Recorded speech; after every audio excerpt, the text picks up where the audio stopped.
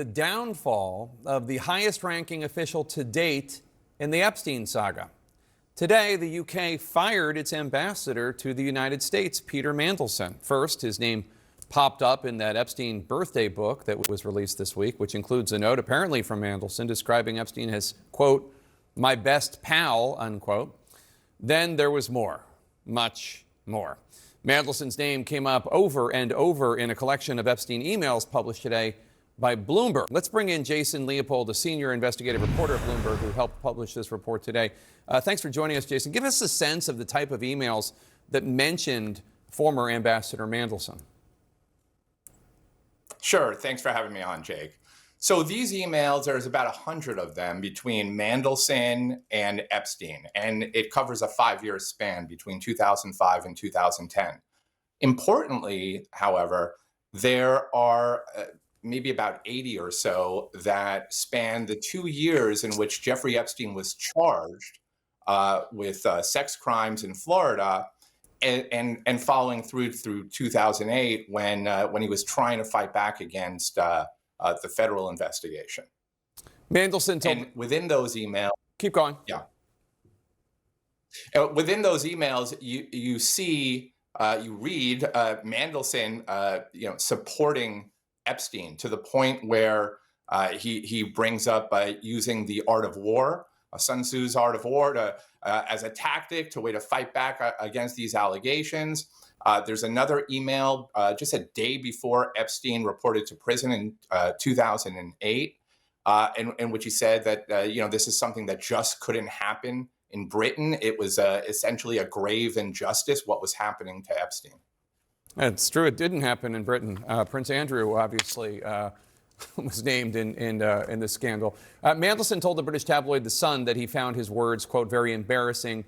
He said he regretted falling for Epstein's lies. Did you find it notable that Mandelson's not denying that he wrote these emails? Yeah, I do find that notable. But the emails speak for itself. For your listeners out there, we have a separate story that our brilliant team of data reporters and engineers put up just to explain how we vetted these emails. So it was very clear that it would be hard to essentially deny what we were presenting here. And as I mentioned, there's a trove, but in the ones that we reported on, you really get to see how that relationship between Epstein and Mandelson was going, and how it was very close to the point where Mandelson was trying to help him, trying to help him beat back these charges, the federal investigation, and essentially going to work for him, lobbying to some extent, or at least that's what Epstein asked him to do to assist him. You also note in the emails that you obtained that Epstein and his ex-girlfriend Ghislaine Maxwell, who's in prison right now, exchanged emails about trying to discredit the women who raised allegations against them. Tell us more about that. Sure.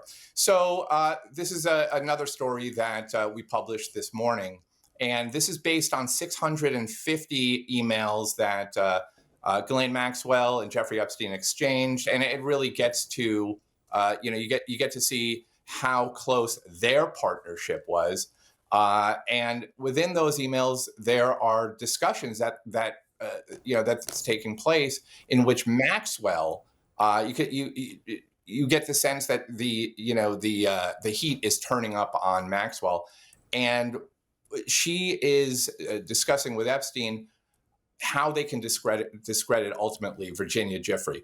And she asked him and this is in 2014, by the way, in an email, can you give me whatever your attorneys have, the files on Virginia?